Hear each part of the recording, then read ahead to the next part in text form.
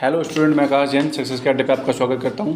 और हमारी super 30s में आज 8वीं क्लास है, जिसमें मैं 30 क्वेश्चन की सीरीज लेकर आया हूं। तो हमारा पहला क्वेश्चन है कि राजा कृष्ण सागर बांध किस नदी पर बनाया गया। ऑप्शन ए कृष्णा नदी, ऑप्शन बी कावेरी नदी, ऑप्शन सी काली नदी, ऑप्शन डी तुंगभद्रा। तो स्टूडेंट, जो ये राजा सागर बांध है ये है कावेरी नदी पर। ऑप्शन बी सही होगा हमारा। चलते हैं हम अगले क्वेश्चन की तरफ। हमारा अगला क्वेश्चन है,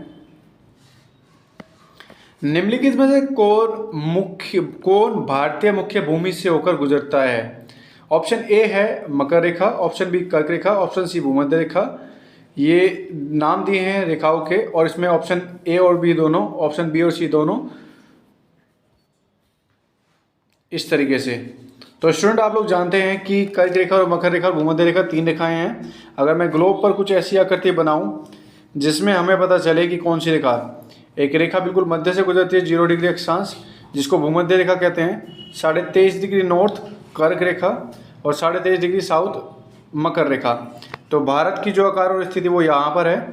तो ऑप्शन बी सही होगा, ऑप्शन डी सही होगा कि कर्क रेखा भारत से गुजरती है। और स्टूडेंट, आपने मुझे पूछा था कर्क रेखा भारत के कितने राज्यों से गुजरती है, तो भारत के 8 राज्यों से होकर कर्क रेखा गुजरती है। बात करूँ मैप के अनुसार, गुजरात, राजस्थान, मध्य प्रदेश, छत्तीसगढ़, झारखंड, पश्चिम बंगाल, मिजोरम और त्रिपुरा, ये 8 राज्य हैं जिनसे होकर कर्क रेखा भारत से गुजरती है। चलते हैं अगले क्वेश्चन की तरफ। हमारा अगला क्वेश्चन है, निम्नलिखित में से कौन सी वस्तु आवश्यक वस्तु अधिनियम 1955 में शामिल नहीं है। तो स्टूडेंट, यहाँ नहीं है पूछ रहा है। ऑप्शन ए है स्कूटर के टायर, ऑप्शन बी साबुन, option C cement, option D लकड़ी का फर्नीचर। तो यहाँ हमारा ऑप्शन डी सही होगा, लकड़ी के फर्नीचर को आवश्यक वस्तु अधिनियम 1955 में शामिल नहीं किया गया है। इसको हम रखते हैं लघु उद्योग में या हैंडीक्राफ्ट में। चलते हैं अगले क्वेश्चन की तरफ। हमारा अगला क्वेश्चन है स्टूडेंट, भारत में वस्तु एवं सेवा कर की उच्चतम हाईएस्ट रेट क्या है। Option A 22%, option B 18%, option C 28%, option D 12%। तो स्टूडेंट, आप लोग जानते हैं यहाँ सबसे हाईएस्ट रेट ऑप्शन सी होगा 28%। बात करूँ जीएसटी की, तो जीएसटी की शुरुआत 1 जुलाई 2017 से। जीएसटी के लिए संविधान में 279 ए आर्टिकल है। और जीएसटी की बात करें तो 0%, 5%, 12%, 18% और 28% इस तरीके से इधर जीएसटी में लगती है। अगला क्वेश्चन हमारे लिए, चलते हैं अगले क्वेश्चन की तरफ। हमारा अगला क्वेश्चन है, राष्ट्रमंडल खेल 2018 के संस्करण की मेजबानी डैश के द्वारा की गई थी। Option A Pakistan, option B United Kingdom, option C Australia, option D Bharat. तो यहाँ हमारा ऑप्शन सी सही होगा, ऑस्ट्रेलिया। ऑस्ट्रेलिया के गोल्ड कोस्ट शहर में राष्ट्रमंडल खेलों की मेजबानी 2018 में हुई थी। वहीं 2022 की बात करें तो बर्मिंघम।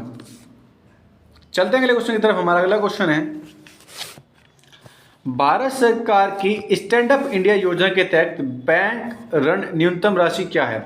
आप लोग जानते हैं गवर्नमेंट के द्वारा स्टैंड अप इंडिया योजना शुरू की गई थी 2016 में। और इसमें ऑप्शन ए है 2 लाख रुपए, ऑप्शन बी है 20 लाख रुपए, ऑप्शन सी है 10 लाख रुपए, ऑप्शन डी 5 लाख रुपए। तो हमारा ऑप्शन सी सही होगा, स्टैंड अप इंडिया योजना के तहत 10 लाख रुपए की राशि दी जाती है।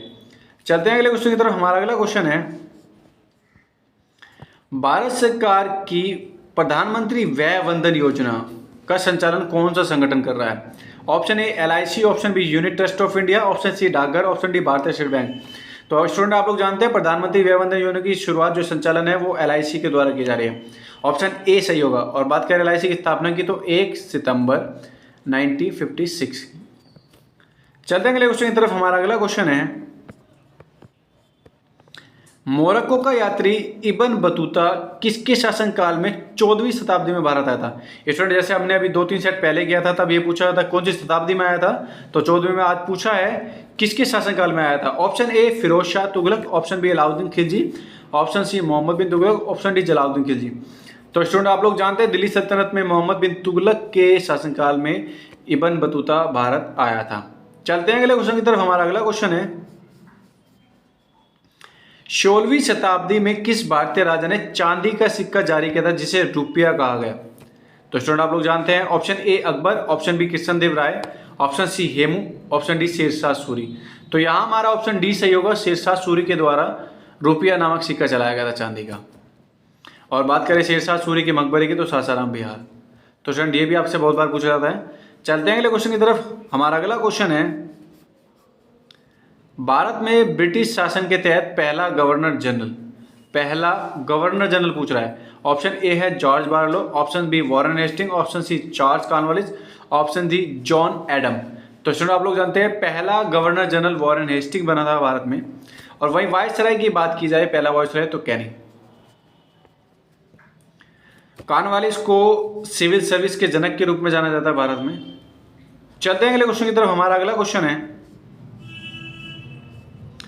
तापमान का एसआई मात्रक क्या है? Option A degree Celsius, option B Kelvin, option C degree Fahrenheit, option D candela. तो आप लोग जानते हैं तापमान का एसआई मात्रक केल्विन। चलते हैं अगले क्वेश्चन की तरफ। निम्नलिखित में से किसने हैदराबाद शहर की स्थापना की थी?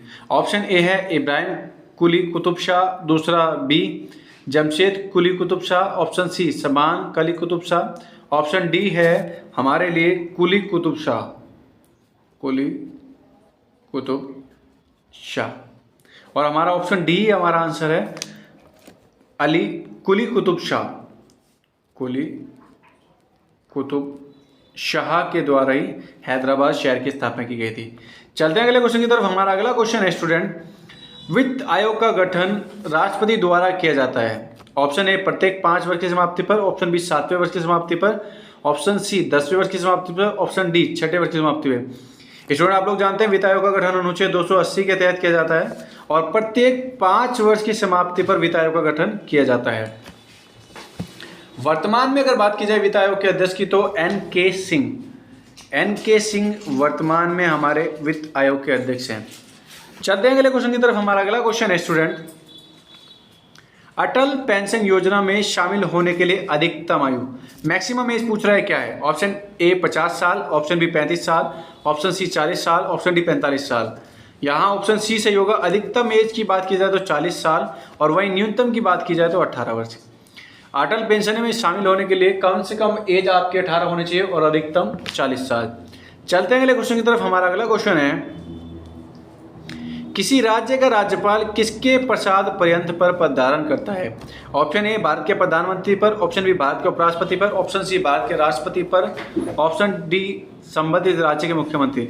तो स्टूडेंट आप लोग जानते हैं बात गवर्नर की हो रही है, तो ये ऑप्शन सी भारत के राष्ट्रपति के प्रसाद पर्यंत पर कार्यकाल करते हैं। और वैसे अगर सिंपल इनके कार्यकाल की बात की जाए तो 5 वर्ष, लेकिन स्पेसिफाई नहीं करते तो राष्ट्रपति के प्रसाद पर्यंत पे, जब तक राष्ट्रपति चाहेंगे वो अपने पद पर कार्य करेंगे। चलते हैं अगले क्वेश्चन की तरफ। हमारा अगला क्वेश्चन है, किसी राज्य का राज्यपाल यदि उसकी राय है कि आंग्ल भारतीय समुदाय, स्टूडेंट ये थोड़ा सा जरूरी है, आंग्ल भारतीय समुदाय, किसी राज्य का राज्यपाल आंग्ल भारतीय समुदाय के प्रतिनिधित्व की आवश्यकता है, राज्य की विधानसभा और वहां के पर्याप्त रूप से प्रतिनिधि नहीं है, उस समुदाय के डैश को विधानसभा में नामित कर सकता है। तो राज्यपाल के द्वारा विधानसभा में कितने सदस्य आंग्ल समुदाय के मनोनीत किए जाते हैं, चुने जाते हैं? ऑप्शन ए 2 सदस्य, ऑप्शन बी 1 सदस्य, ऑप्शन सी 3 सदस्य, ऑप्शन डी 4 सदस्य। तो राज्य की विधानसभा की बात की जाए तो ऑप्शन बी सही होगा। यहाँ 1 सदस्य राज्यपाल के द्वारा चुना जाता है। और सेम ही कहानी हमारे लिए लोकसभा में थी, जब अनुच्छेद 331 का प्रयोग करके राष्ट्रपति 2 आंग्ल समुदाय के लोगों को चुनते थे। लेकिन वर्तमान में 2019 में एक संविधान संशोधन के द्वारा इस प्रथा को समाप्त कर दिया गया है। चलते अगले क्वेश्चन की तरफ। हमारा अगला क्वेश्चन है, निम्नलिखित में से कौन the art of living a guide to contentment joy and fulfilment पुस्तक के लेखक हैं? तो आप लोग जानते हैं the art of living. Option A Kiran Bedi, option B Tenzing Geyche Tethong, option C Dalai Lama और option D NR Narayana Murthy. तो द आर्ट ऑफ लिविंग के जो लेखक हैं हमारे दलाई लामा। तो यहाँ हमारा ऑप्शन सी सही होगा, दलाई लामा आंसर है। चलते हैं अगले क्वेश्चन की तरफ। हमारा अगला क्वेश्चन है स्टूडेंट, भारत के संविधान के निम्नलिखित में से किस अनुच्छेद के तहत संसद के दोनों सदनों की संयुक्त बैठक का प्रावधान है? जॉइंट सेशन की बात कर रहा है अनुच्छेद ए 122, अनुच्छेद बी 93, अनुच्छेद सी 108 और अनुच्छेद डी 126। तो स्टूडेंट जानते हैं आप लोग दोनों सदनों की संयुक्त बैठक के लिए अनुच्छेद 108 का प्रयोग किया जाता है। बात की जाए संयुक्त सेशन की तो इसको बुलाते हैं राष्ट्रपति। स्टूडेंट ये क्वेश्चन भी आप लोगों से पूछा जाता है कि संयुक्त अधिवेशन के बुलाता कौन है, और वहीं अध्यक्षता करने की बात की जाए तो लोकसभा के अध्यक्ष। तो संयुक्त अधिवेशन को बुलाते हैं राष्ट्रपति, लेकिन उनकी अध्यक्षता की जाती है लोकसभा के स्पीकर के द्वारा। भारत में अब तक 3 बार संयुक्त अधिवेशन हुआ है, 1961, 1972 और 2002। 1961 का स्टूडेंट के लिए जरूरी होता है दहेज प्रथा के लिए। चलते हैं अगले क्वेश्चन की तरफ। हमारा अगला क्वेश्चन है स्टूडेंट्स, कोलेरू झील निम्नलिखित में किस राज्य में स्थित है? Option A Tamil Nadu, option B Andhra Pradesh, option C Karnataka, option D Kerala. तो स्टूडेंट कोलेरू झील की बात की जाए इसको कोल्लम झील भी कहा जाता है, यह है आंध्र प्रदेश में। ऑप्शन बी सही होगा हमारे लिए। चलते हैं अगले क्वेश्चन की तरफ। हमारा अगला क्वेश्चन है 2011 की जनगणना के अनुसार भारत की साक्षरता दर क्या है? साक्षरता दर क्या है? भारत की साक्षरता दर पूछ रहा है 2011 की जनगणना के अनुसार। Option A 76.04, option B 69.04, option C 67.04, option D 74.04। तो स्टूडेंट आप जानते हैं कि 2011 की जनगणना के अनुसार भारत में कुल जनगणना या कुल जो साक्षरता दर थी 74.04 थी, जिसमें अगर मेल की बात करूं तो 82.14, अगर मेल की बात की जाए तो 82.14, वहीं फीमेल की बात की जाए तो 65.46। ये ओवरऑल रेशियो था हमारे लिए। जब तक स्टूडेंट आपके पास नई जनगणना 2022-23 की नहीं आती है, आपको यही डाटा कॉपी करना पड़ेगा और कैरी करना पड़ेगा। दिल्ली पुलिस में चांसेस इस बार 2011 की जनगणना के ही रहेंगे अगर आपके एग्जाम तक प्रॉपर डाटा ना आया तो। चलते हैं अगले क्वेश्चन की तरफ। हमारा अगला क्वेश्चन है, गैसों के बारे में निम्नलिखित में से कौन सा कथन सही है? ऑप्शन ए है गैसों का न तो निश्चित आकार आयतन होता है, न ही आकार। ऑप्शन बी है गैसों का निश्चित आयतन और निश्चित आकार होता है। ऑप्शन सी है गैसों का निश्चित आकार होता है लेकिन कोई निश्चित मात्रा नहीं होती। ऑप्शन डी गैसों का आयतन तो निश्चित होता है लेकिन आकार निश्चित नहीं होता। तो स्टूडेंट आप लोग जानते हैं गैसों का ना तो निश्चित आकार आयतन होता है और न ही आकार, इसीलिए ऑप्शन ए सही होगा। चलते हैं अगले क्वेश्चन की तरफ। हमारा अगला क्वेश्चन है स्टूडेंट्स, सरहुल उत्सव किस राज्य में मनाया जाता है? Option A Jharkhand, option B Chhattisgarh, option C Assam, option D Gujarat. तो सरहुल पर्व या सरहुल उत्सव की बात की जाए तो भारत के राज्य झारखंड में मनाया जाता है, तो ऑप्शन ए सही होगा। स्टूडेंट हमारे लिए इन उत्सव और त्योहारों से भी क्वेश्चन आते हैं, तो इनको बार बार रिपीट होता है, आप इनको ध्यान रखें। चलते हैं अगले क्वेश्चन की तरफ। हमारा अगला क्वेश्चन है, निम्नलिखित में से कौन सी विशेषता बौद्ध धर्म को जैन धर्म से अलग करती है? बात की जाए बौद्ध धर्म को जैन धर्म से अलग, वेदों के अधिकार की अस्वीकृति, ये जैन धर्म बौद्ध धर्म दोनों में है। ऑप्शन बी आचरण और आत्मा मृत्यु का चरम रूप, ये अलग है। अच्छे कार्य में विश्वास, ये दोनों में। ऑप्शन डी जीवित प्राणियों को गैर चोट, ये भी दोनों में। तो यहाँ आचरण और आत्ममृत्यु का चरम रूप, ये दोनों धर्मों में अलग अलग माना जाता है।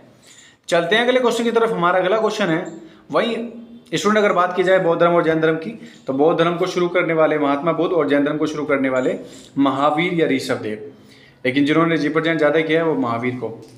चलते हैं अगले क्वेश्चन की तरफ। हमारा अगला क्वेश्चन है स्टूडेंट्स, निम्नलिखित में से कौन सी गतिविधियां एक अर्थव्यवस्था के द्वितीयक क्षेत्र में संबंधित द्वितीयक क्षेत्र के रूप में कार्य करते हैं? ऑप्शन ए कानूनी परामर्श, ऑप्शन बी कृषि उपकरण निर्माण, option C banking, option D चाय बागान।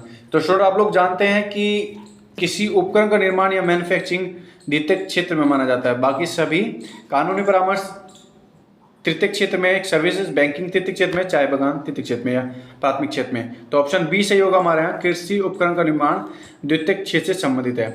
चलते हैं स्टूडेंट अगले क्वेश्चन की तरफ। हमारा अगला क्वेश्चन है, भारतीय प्रशासनिक सेवा और भारतीय पुलिस सेवा को संसद द्वारा बनाई गई सेवाओं के रूप में माना जाता है, तो किस अनुच्छेद के द्वारा सिविल सर्विस की बात की गई है? ऑप्शन ए अनुच्छेद 301, ऑप्शन बी अनुच्छेद 307, ऑप्शन सी 312, ऑप्शन डी 292। तो स्टूडेंट यहाँ ऑप्शन सी सही होगा, अनुच्छेद 312 के तहत सिविल सर्विसेज या भारतीय प्रशासनिक सेवाओं की बात की गई है। चलते हैं अगले क्वेश्चन की तरफ। हमारा अगला क्वेश्चन है स्टूडेंट्स, पोनुंग लोक नृत्य किस राज्य में प्रचलित है? तो ऑप्शन ए है Arunachal Pradesh, option B Sikkim, option C Manipur, option D Assam. तो स्टूडेंट आप लोग जानते हैं पोनुंग लोक नृत्य अरुणाचल प्रदेश में फेमस है। ऑप्शन ए सही होगा हमारा। चलते हैं अगले क्वेश्चन की तरफ। हमारा अगला क्वेश्चन है, संगीतकार सिक्कल माला चंद्रशेखर, संगीतकार सिक्कल माला चंद्रशेखर निम्नलिखित में से किस वाद्य यंत्र से जुड़े हैं? Option A tabla, option B swarmandal, option C bansuri, option D tanpura. तो संगीतकार सिक्कल माला चंद्रशेखर जुड़े हैं बांसुरी से, तो ये हैं बांसुरी वादक। अगर अब बात की जाए सिक्कल माला की, तो ये सिक्किम से बिलोंग करते हैं। स्टूडेंट ये भी आप ध्यान रखना, ये भी क्वेश्चन पूछा जाता है कि कौन से क्षेत्र या कौन से राज्य से बिलोंग करते हैं, तो ये सिक्किम से। चलते हैं अगले क्वेश्चन की तरफ। हमारा अगला क्वेश्चन है, भारतीय संघ के प्रधानमंत्री और अन्य मंत्रियों को राष्ट्रपति द्वारा नियुक्त किया जाता है। प्रधानमंत्री और मंत्रियों को राष्ट्रपति द्वारा अनुच्छेद 1 है ऑप्शन ए है भारत के संविधान का अनुच्छेद 79, ऑप्शन बी है अनुच्छेद 70, ऑप्शन सी अनुच्छेद 85, ऑप्शन डी अनुच्छेद 75। तो स्टूडेंट आप लोग जानते हैं भारत में मंत्री और मंत्रिपरिषद के लिए प्रधानमंत्री की बात अनुच्छेद 75, तो यहाँ ऑप्शन डी सही होगा हमारा, जिसमें बात की गई। अगर यहाँ प्रधानमंत्री नहीं रखते, मंत्रिपरिषद रखते, तो अनुच्छेद 74 हो जाता। अगर यहाँ प्रधानमंत्री वर्ड शामिल ना किया जाता, खाली मंत्रिपरिषद होता, तो अनुच्छेद 74। चलते हैं स्टूडेंट अगले क्वेश्चन की तरफ। हमारा अगला क्वेश्चन है, प्राचीन भारत में वकाटक राजवंश के संस्थापक कौन थे? स्टूडेंट थोड़ा सा जरूरी क्वेश्चन है कि प्राचीन भारत में वकाटक राजवंश के संस्थापक कौन से? ऑप्शन ए है Sarvasena, option B Vidyashakti, option C Rudrasena, option D Pravarasena. तो यहाँ हमारा ऑप्शन बी सही होगा, विद्याशक्ति को वकाटक राजवंश के संस्थापक के रूप में माना जाता है। तो स्टूडेंट चलते हैं हमारे आज के आखिरी क्वेश्चन की तरफ, आज के अंतिम क्वेश्चन की तरफ। ऑप्शन हमारा क्वेश्चन है, अनंतगिरी पहाड़ियां किस राज्य में स्थित है? अनंतगिरी पहाड़ियां किस राज्य में स्थित है? Option A Telangana, option B Andhra Pradesh, option C Kerala, option D Karnataka. तो अनंतगिरी जो पहाड़ियां हैं हमारी, वो फेमस है तेलंगाना की। तो ऑप्शन ए सही होगा हमारा, तेलंगाना की फेमस है अनंतगिरी पहाड़ियां। तो स्टूडेंट आज के लिए इतना ही सुपर 30 की सीरीज में। कल फिर मैं आप लोगों के साथ 30 क्वेश्चन की सीरीज लेकर हाजिर होऊंगा, 30 क्वेश्चन फिर लेकर आऊंगा। वीडियो अच्छी लगे तो वीडियो को लाइक करें, शेयर करें, हमारे चैनल को सब्सक्राइब करें, जिससे हमें मोटिवेशन मिलेगा। Thank you.